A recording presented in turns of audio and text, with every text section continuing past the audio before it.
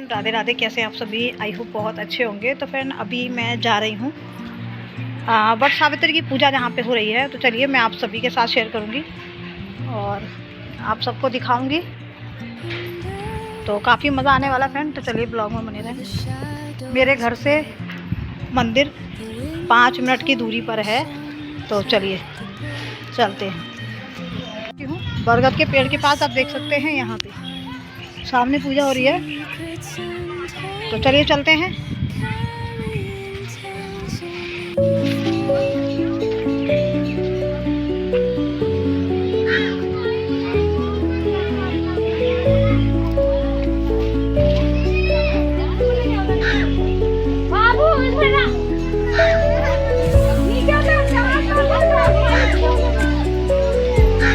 तो फ्रेंड आप देख सकते हैं सभी महिलाएं यहाँ पे पूजा कर रही हैं।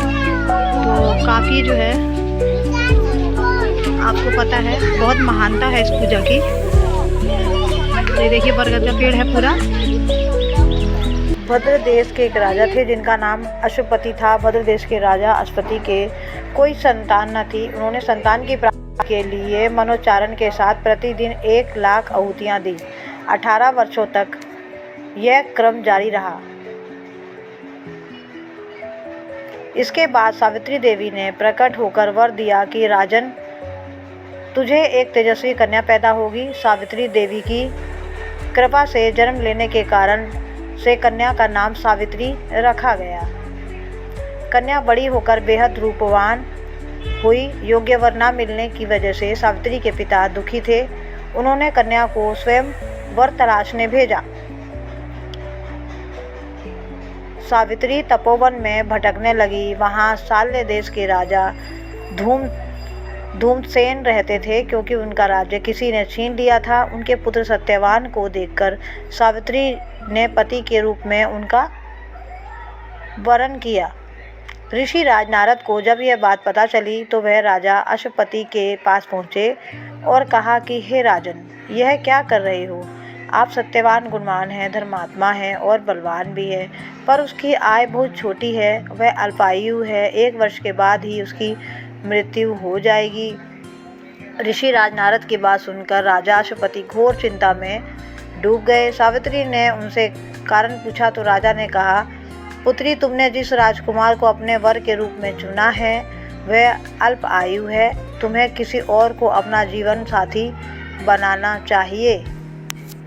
राजा ने ऐसा कहा। इस प्रकार सावित्री ने कहा कि पिताजी, आर्य कन्याएं अपने पति का एक ही बार वरण करती हैं। राजा एक बार ही आज्ञा देता है और पंडित एक ही प्रतिज्ञा करता है और कन्यादान भी एक बार ही किया जाता है। सावित्री हठ करने लगी और मैं सत्यवान से ही विवाह करूंगी। राजा अश्वपति ने सावित्री का विवाह सत्यवान से कर दिया। सावित्री अपने ससुराल पहुंचते ही सास ससुर की सेवा में लगी। समय बीता चला गया। नारद मुनि ने सावित्री को पहले ही सत्यवान की मृत्यु के दिन के बारे में बता दिया था। वह दिन जैसे जैसे करीब आने लगा, सावित्री अधीर होने लगी। उन्होंने 3 दिन पहले ही उपवास शुरू कर दिया। नारद मुनि द्वारा कथित निश्चित तिथि पर पितरों का पूजन किया। हर दिन की तरह सत्यवान उस दिन भी लकड़ी काटने जंगल चले गए। साथ में सावित्री भी गई। जंगल में पहुंचकर सत्यवान लकड़ी काटने के लिए एक पेड़ पर चढ़ गए। तभी उनके सिर में तेज दर्द होने के कारण सिर दर्द से व्याकुल सत्यवान पेड़ से नीचे उतर गए। सावित्री अपना भविष्य समझ गई। सत्यवान के सिर को गोद में रखकर सावित्री सत्यवान का सिर हिलाने लगी। तभी वहाँ यमराज आते दिखे। यमराज अपने साथ सत्यवान को ले जाने लगे।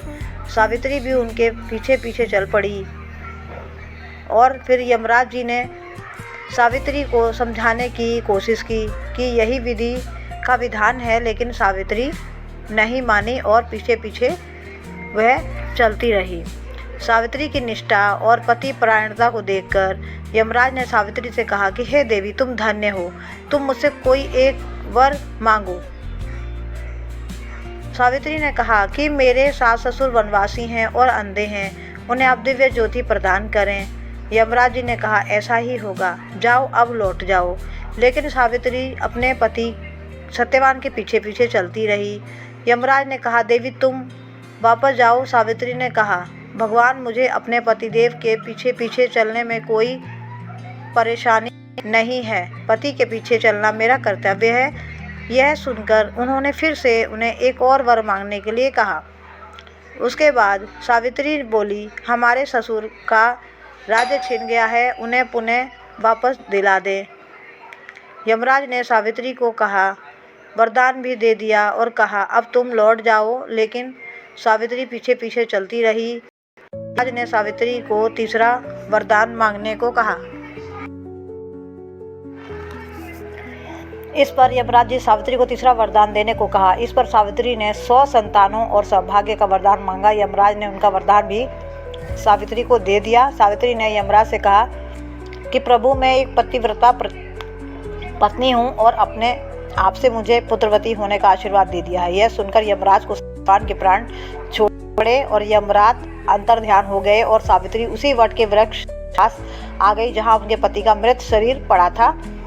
सत्यवान जीवित हो गया और दोनों खुशी खुशी अपने राज्य की ओर चल पड़े। और दोनों जब घर पहुँचे तो देखा कि माता पिता को दिव्य ज्योति प्राप्त हो गई है। इस प्रकार सावित्री सत्यवान चिरकाल तक राज्य सुख भोगते रहे। अंततः पतिव्रत सावित्री के अनुरूप ही प्रथम अपने सास ससुर का उचित पूजन करने के साथ ही अन्य विधियों को प्रारंभ करें। वट सावित्री व्रत करने और इस कथा को सुनने से उपवास वासक के वैवाहिक जीवन साथी की आयु किसी प्रकार का कोई संकट नहीं भी आया भी हो तो वो भी टल जाता है। तो फ्रेंड, आपको वीडियो कैसा लगा? वीडियो को लाइक शेयर।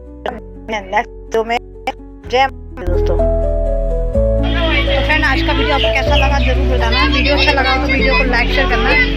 तो फ्रेंड, काफ़ी अच्छा ब्लॉग है ये, आप लोगों को बहुत ही अच्छा लगेगा क्योंकि ये पूजा की बहुत ज़्यादा महानता है वट सावित्री की। तो बीच बीच में मैं बताऊंगी आपको जो है सावित्री ने अपने पति के लिए व्रत किया था और तभी से ये त्यौहार मनाया जाता है। तो आप लोग तो खुद ही समझदार हैं और जो लोग करती हैं उनको पता है, और जो नहीं भी आज के टाइम में व्रत करती है वाला उनको भी मालूम है कि सावित्री जी की तपस्या का क्या फल मिला था।